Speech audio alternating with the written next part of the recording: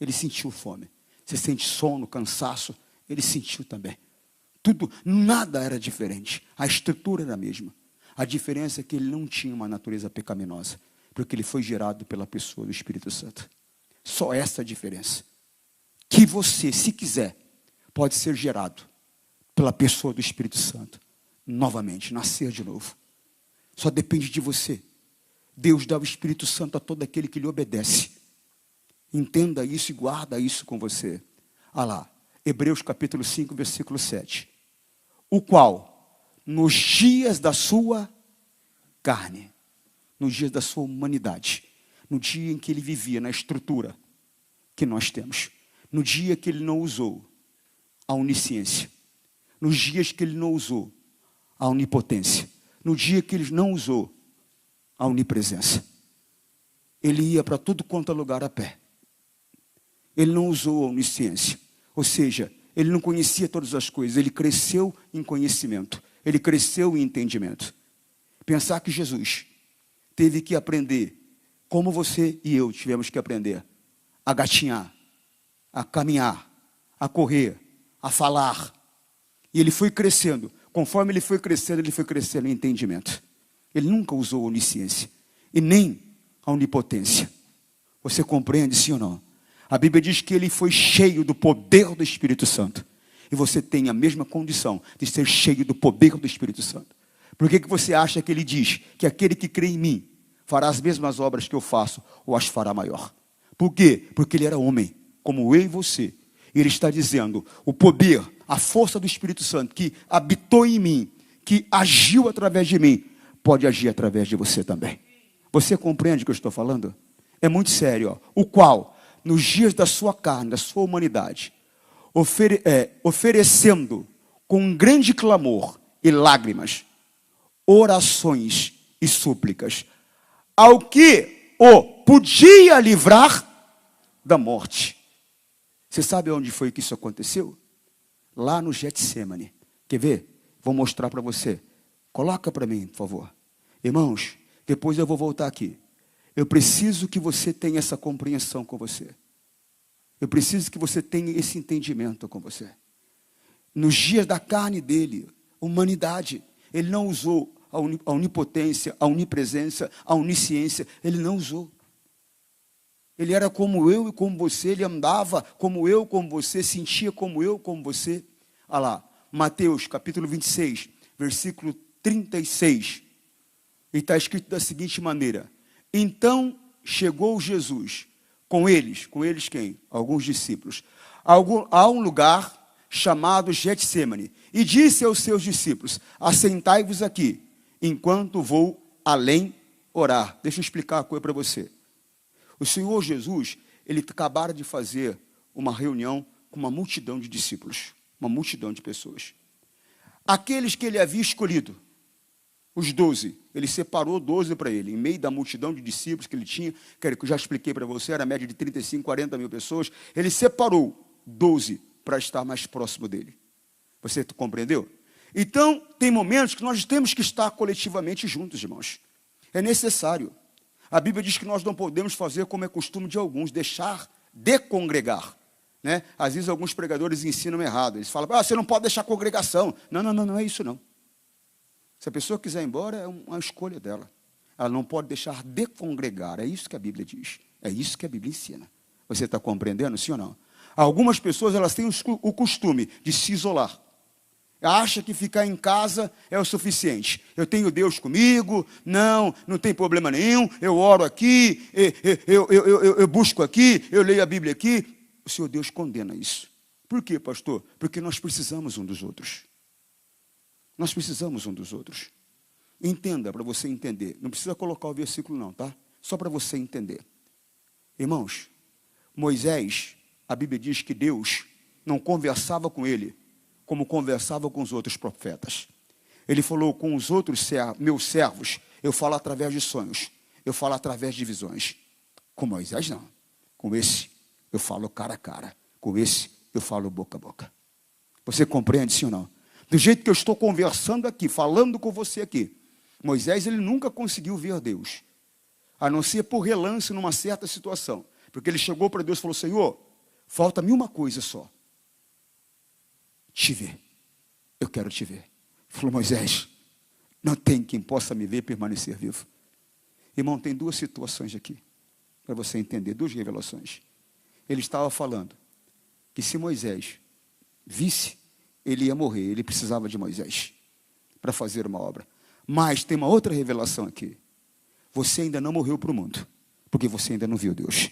Porque o dia que você vê Deus, não tem como você permanecer vivo para esse mundo. Você vai morrer para esse mundo, não tem como. Se esse mundo te atrai, se esse mundo te é interessante, se esse mundo te é muito importante ainda, porque você não viu Deus. Porque o dia que você vê, você morre para esse mundo.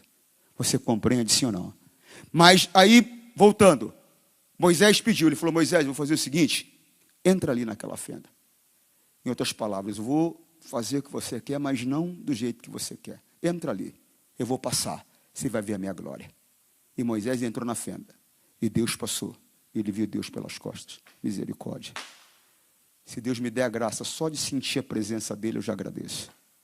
Irmãos, entenda isso, ele falava com ele boca a boca. Como eu estou falando com você aqui, ele conversava com Moisés.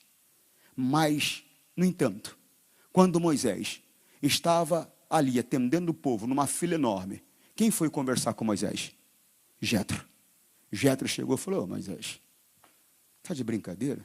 Você vai morrer e vai matar o povo também, vai se desgastar o povo. Faz diferente, rapaz. Dê autoridade para as pessoas. Um cuida de 1000, outro cuida de 100, outro cuida de tantos, porque senão a coisa complica para você. Irmãos, por que Deus não falou para ele diretamente, se ele falava com ele boca a boca? Deus estava mostrando para ele como está mostrando para mim e para você. Nós precisamos uns dos outros. Muitas vezes Deus vai falar comigo diretamente, mas muitas vezes Deus vai usar a irmã Rosângela para falar comigo. Ela nem sabe que foi usada para falar comigo. Vai usar a irmã Tassiane, vai usar a irmã Neuma, vai usar o irmão Júnior, vai usar um irmão, um membro da igreja. Por que você acha que Deus não usa? Ninguém é maior, ninguém é melhor do que ninguém. Nós somos iguais. Você compreende, sim ou não?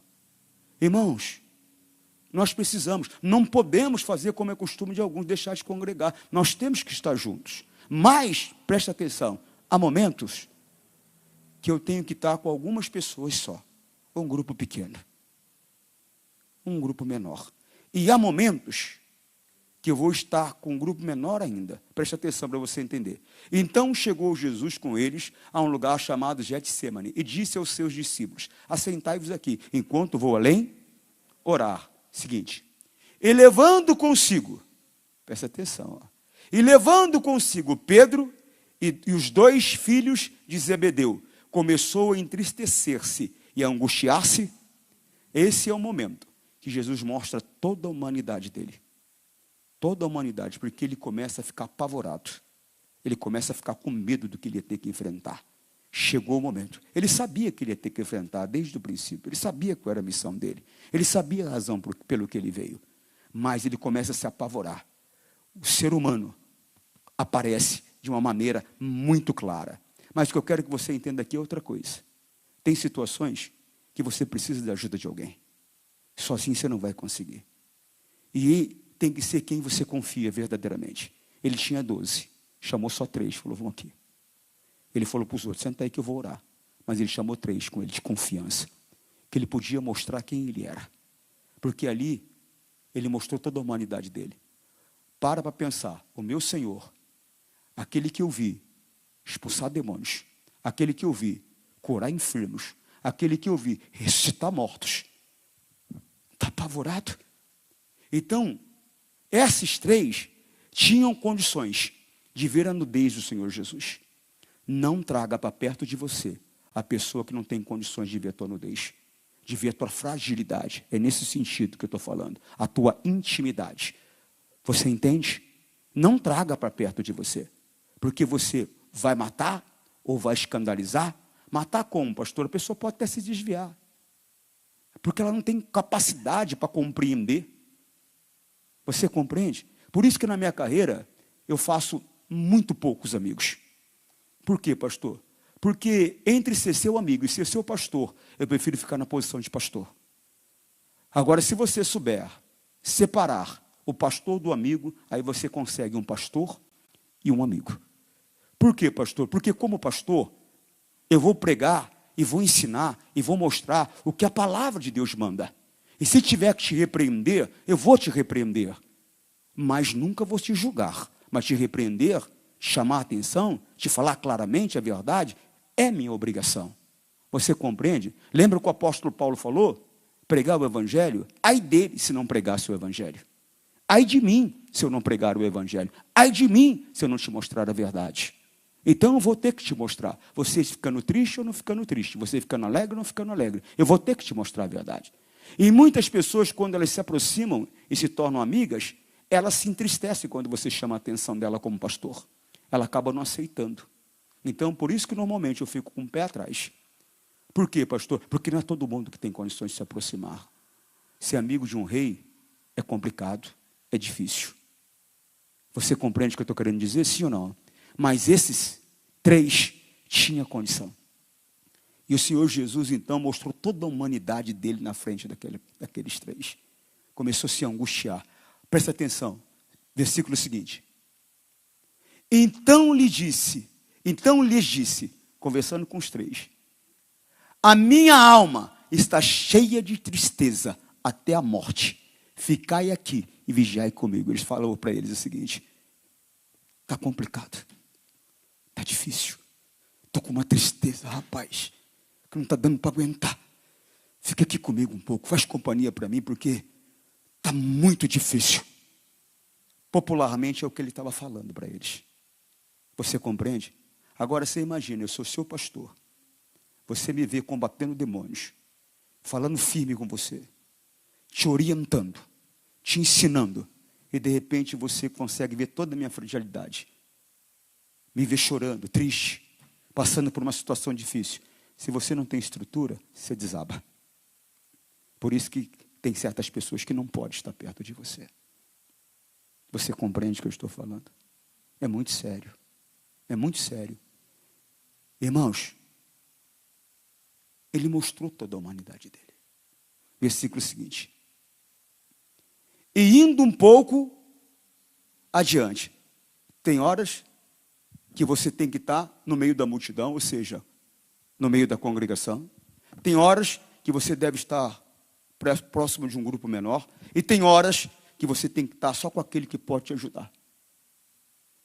E tem horas que a coisa você só vai conseguir resolver com Deus. Você entende?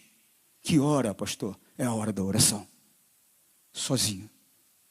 Você e Deus. Tem situação que você pode orar com a tua mulher, com o teu filho, com o teu amigo, com o teu pastor. Você pode confiar. Agora, tem hora que não adianta você vir falar com o teu pastor. Que não adianta você pedir para a tua mulher orar contigo, te ajudar. O teu marido orar contigo, te ajudar. É uma coisa que você vai ter que resolver sozinho, entre você e Deus. Você compreende? Ó?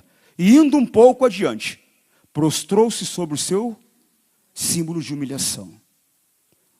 Irmãos, fisicamente é indiferente.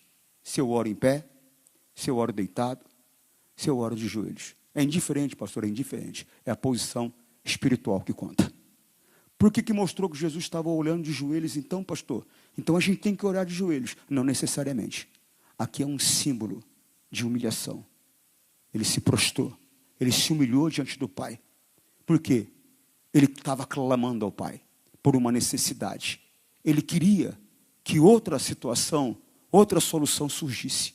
Ele não queria passar por aquilo ali. E eu quero explicar uma coisa para você.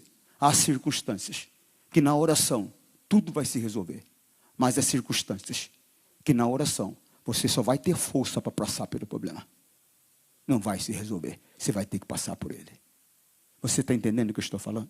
Mas se você orar, se você tiver o hábito de orar, o costume de orar, você vai estar tão forte espiritualmente, um espírito tão poderoso, que você vai passar sem marcas e vai vencer. Você entende o que eu estou te explicando? Sim ou não? E indo um pouco adiante, prostrou-se sobre o seu rosto, orando e dizendo: meu Pai, se é possível, se tem outro jeito, Pai. Se não tem, eu vou entender, mas se é possível, passa de mim este cálice. Toda vez que você vê na Bíblia cálice, é símbolo de sofrimento. Ou símbolo de juízo de Deus. De castigo de Deus. Você está compreendendo, sim ou não? Aqui era símbolo de sofrimento e de castigo. Por quê, pastor? Porque ele tinha que sofrer. O castigo que me traz a paz estava sobre quem? Ele tinha que sofrer. Ele tinha que sofrer a dificuldade, a dor, o castigo, que era para mim e para você sofrer. Então ele teve que beber do cálice do sofrimento, não tinha jeito. Ele estava dizendo, se tiver outro jeito, me livra dessa. Eu não quero beber desse cálice. Você compreende? Então continua comigo aqui. Todavia, não seja como eu quero, mas como tu. Irmãos, o Senhor Jesus chegou a um nível de entrega que nós temos que chegar.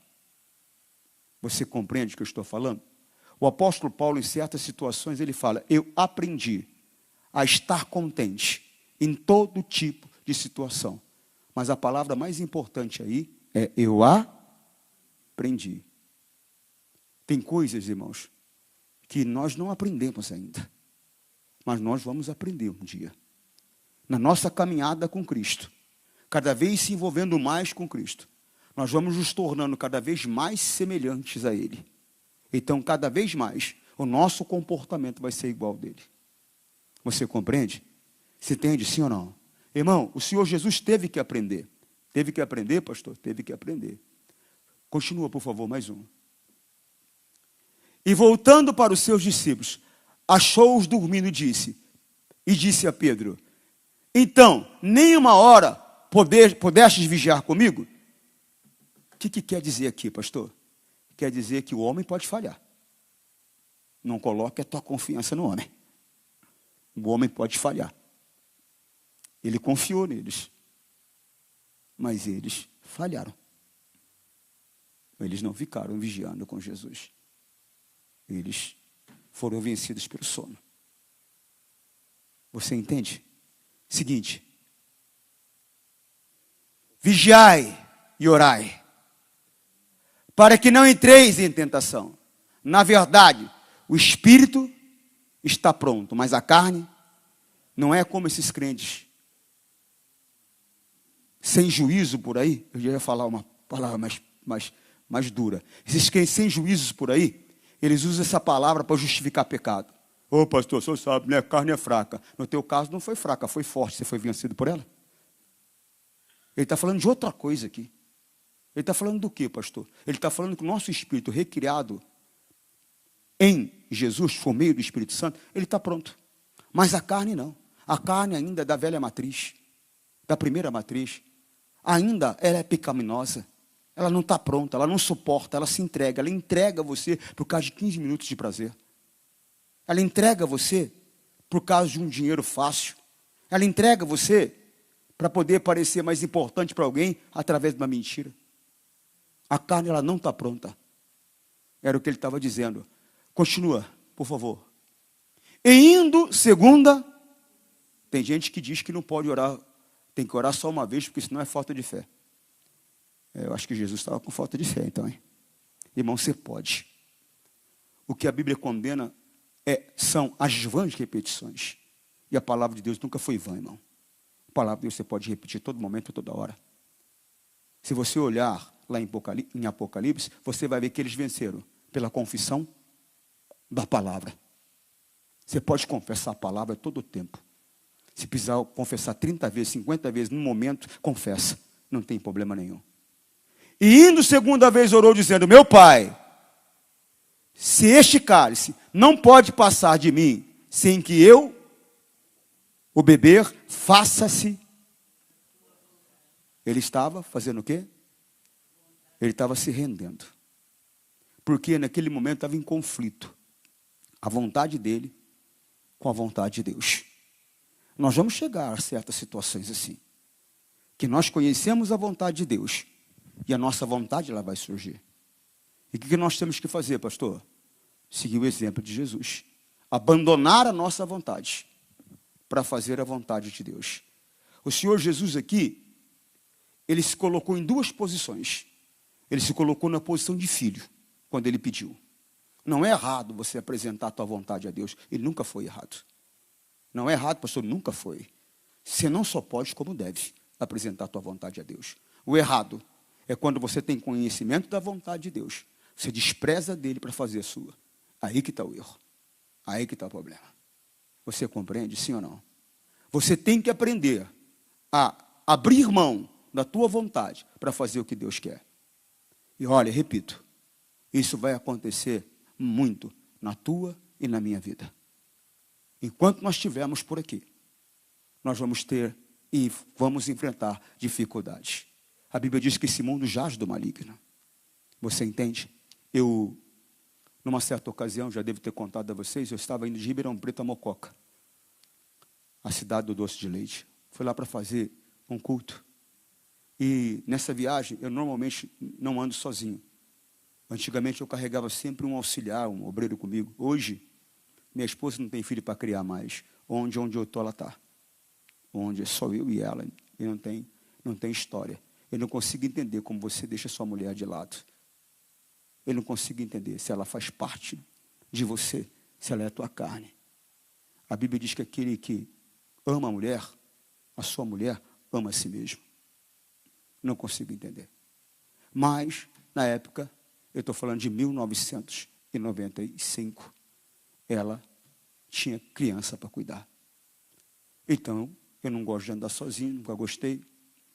Tinha um auxiliar comigo. Mas ele e nada era a mesma coisa.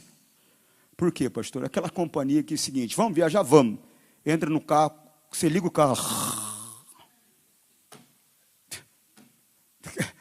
É só para falar que estava junto mesmo. E eu olho para o lado e ele aí eu comecei a orar a Deus. Mas não foi mais uma murmuração, uma choração do que oração. E eu comecei a conversar com Deus. Que eu não aguentava mais ficar nessa terra. E que essa terra é isso. Que o homem é aquilo. Que eu não aguento mais o homem. E isso e aquilo outro. Aí eu falei para ele, nem Jesus aguentou esse mundo. Ele pediu para o Senhor levar ele. Porque quando Jesus ora, glorifica-me naquela glória que eu tinha contigo antes da fundação do mundo, o que ele está falando? Me leva para o céu. Me leva para o céu. Quero voltar a viver como eu vivia antes. Você está entendendo, sim ou não? Aí o Espírito Santo veio conversar comigo. Ele falou, Jesus não perdeu tempo. Cumpriu a missão dele. Cumpra a tua, que eu te trago embora. Falei, tá bom. Entende agora, obreiros? Porque eu não perco tempo. Não perco tempo. Eu não perco tempo assistindo séries, filmes. Eu não perco tempo. Eu dou meu tempo para Deus. Oro, leio, busco. Ah, o senhor é mais santo que os outros. Não. Esse é o padrão que você devia viver. Não é o padrão. Eu não estou acima do padrão. Eu estou no padrão certo. E é o padrão que você deveria viver também. Você gasta tempo com tanta coisa. E quase não gasta tempo com Deus. E aí na hora que a coisa complica, para quem você corre? Né? Nós temos que despertar. Porque a coisa não funciona assim, não pode funcionar assim. Você não consegue ter um relacionamento com Deus ou com uma pessoa, encontrando ela de vez em quando.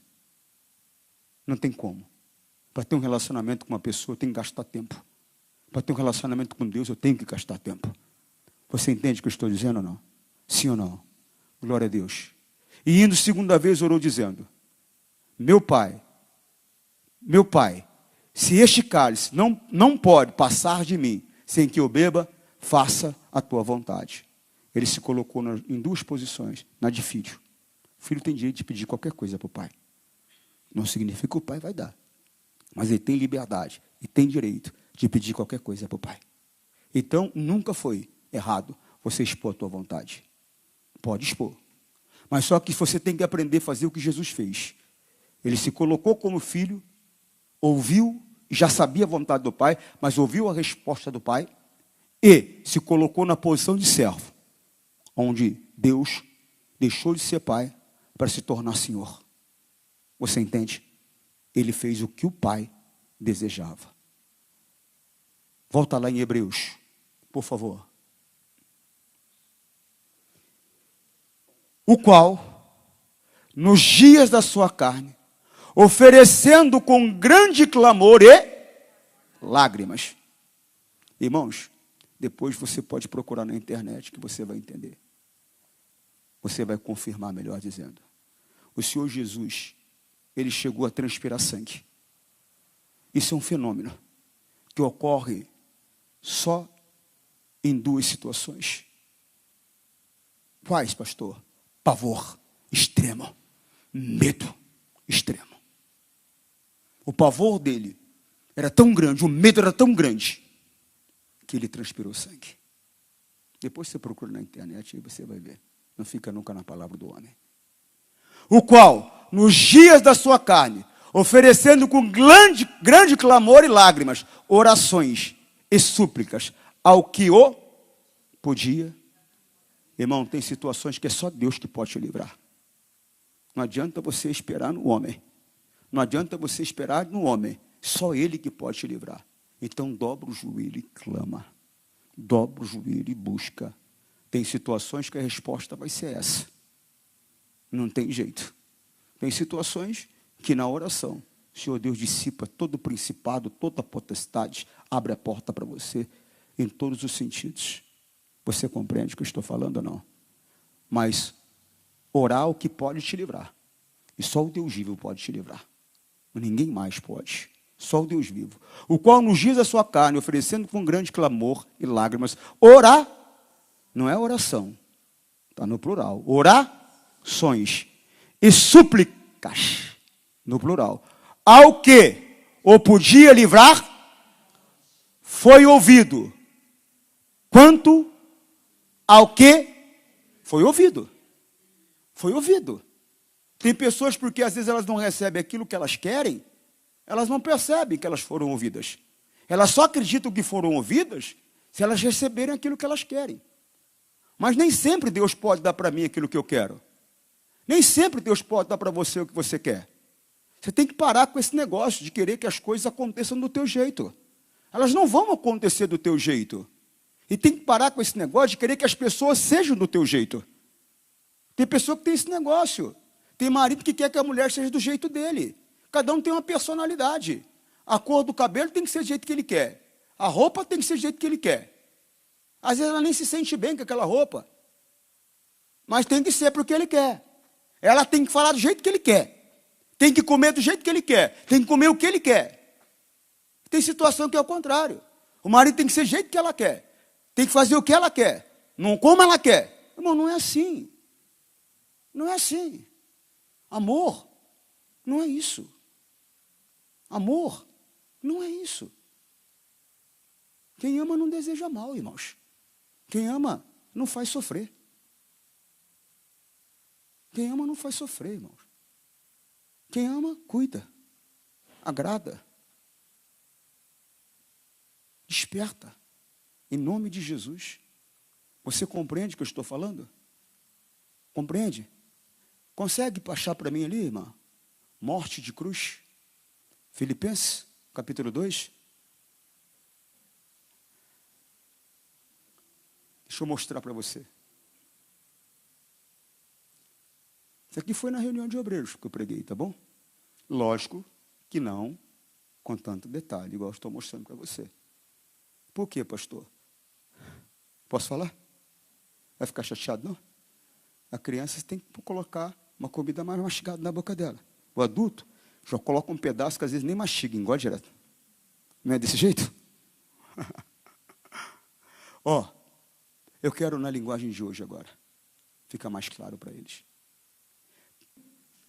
Pelo contrário, ele abriu mão de tudo que era seu e tornou a natureza de servo, tornando-se assim igual aos seres, vivendo comum de ser, continua. Ele foi humilde e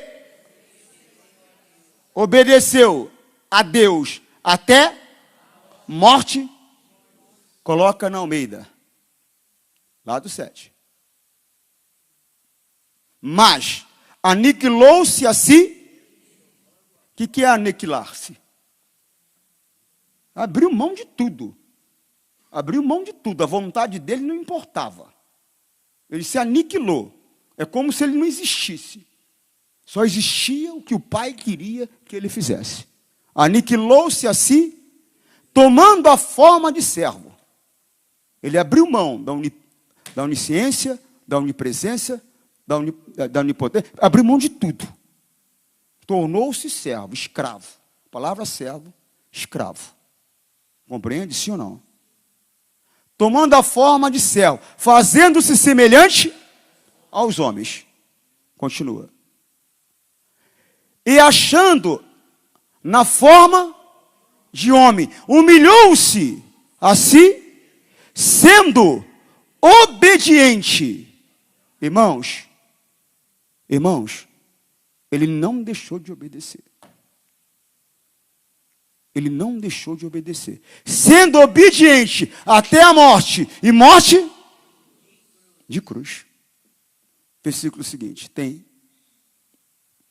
Pelo que também Deus o exaltou soberanamente e lhe deu um nome que é sobre todo o nome.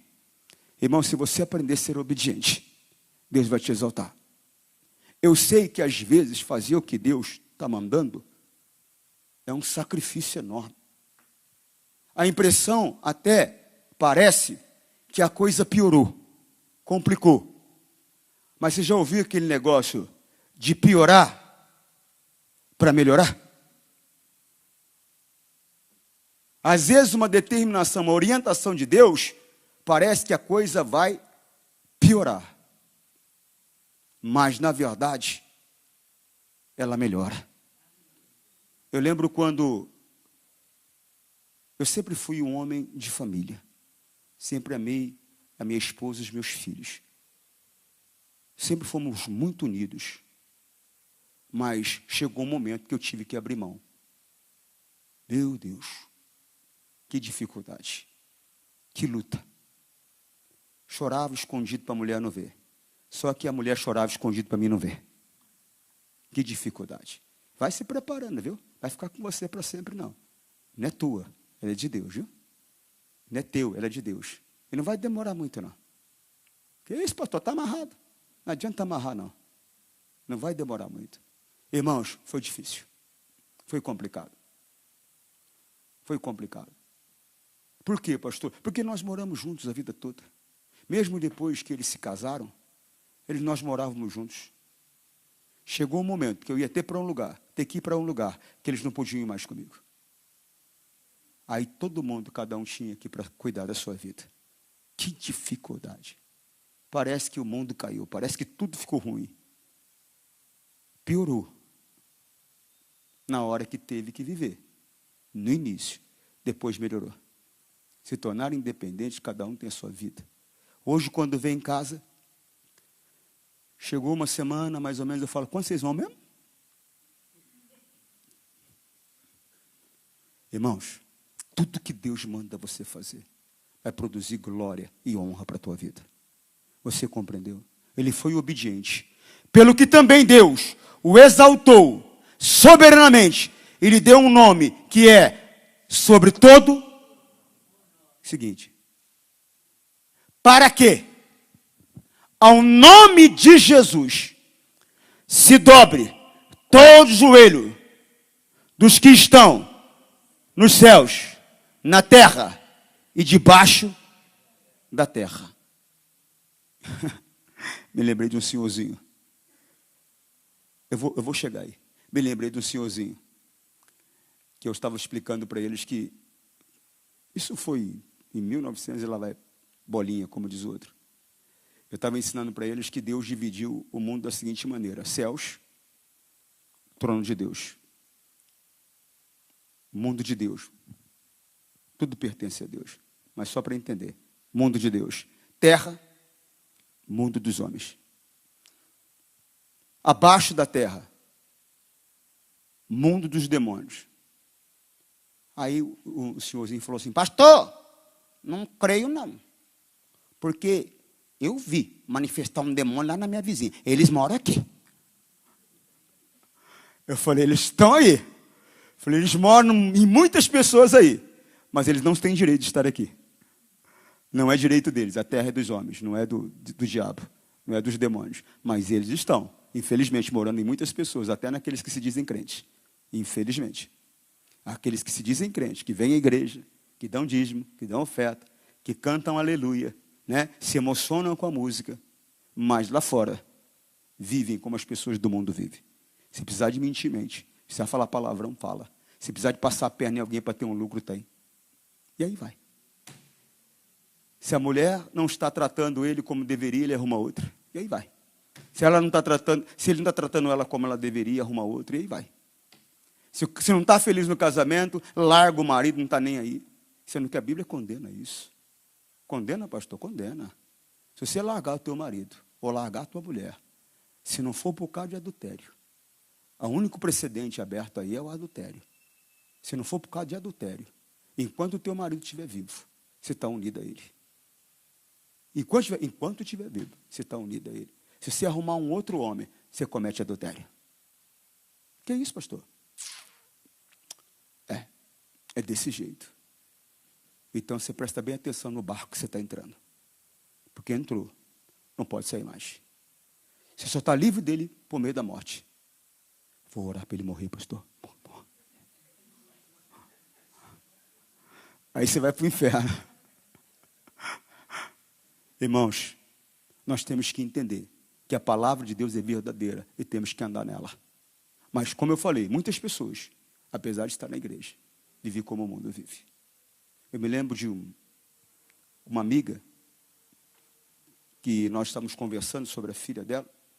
A filha casou, largou o marido, arrumou outro, largou, arrumou outro, largou, arrumou outro, largou. Eu falei para ela, mas vem cá, ela não é crente? Ela falou, ela é, mas vai ficar sozinha? Eu falei, tem que ficar sozinha sim. Ou senão fazer o que a Bíblia diz.